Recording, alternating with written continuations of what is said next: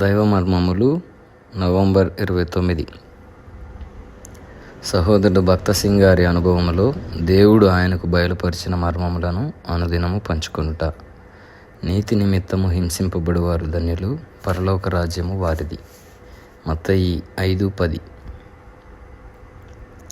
కొన్ని సంవత్సరముల క్రిందట మహమ్మదీయుడు ఒకడు నన్ను చూడవచ్చి తాను క్రైస్తవుడు నగుటకు కోరుచున్నానని నాతో చెప్పాను. అతడు ఉన్నత కళాశాల పట్టభద్రుడు.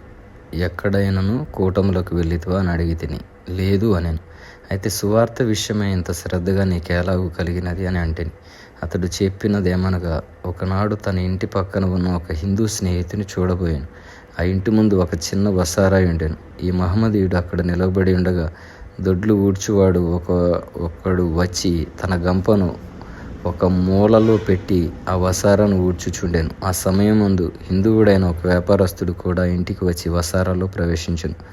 అతడు కట్టుకునే పంచె ఆ గంపకు తగిలాను. ఆ వ్యాపారస్తుడు బహుగా కోపడి కాలు నుండి చెప్పు తీసి, నీ గంప ఇక్కడ ఎందుకు పెట్టుకున్నావు అనుచు ఆ ఊడ్చేవాడిని ఆ చెప్పుతో కొట్టనారంభించగా, నాది ఊడ్చే పని, నేను ఊడ్చుటకు వచ్చి తినని జవాబిచ్చాను. అతడు దెబ్బలు కొట్టుటకు ఇంకొక చెంపను కూడా తిప్పి, దేవుడు నిన్ను దీవించునుగాక అనెను. అదంతయు జరిగిన తరువాత మహమ్మదీయుడు తాను అంతయు చూచినందున, అతడు నిన్ను కొట్టుచుండ ఎందుకు ఊరుకున్నావు? అది నీ తప్పు కాదు, నీ పని నీవు చేయుచున్నావు. తప్పంతయు అతనిదే, పంచి కొంచెం నెత్తుకొని నడవవలసినది అనెను. ఊడ్చేవాడు, నా కొరకు నా ప్రభు అంత హింస భరించగా ఆయన కొరకు నేను ఈ మాత్రం సహించకూడదా అనెను.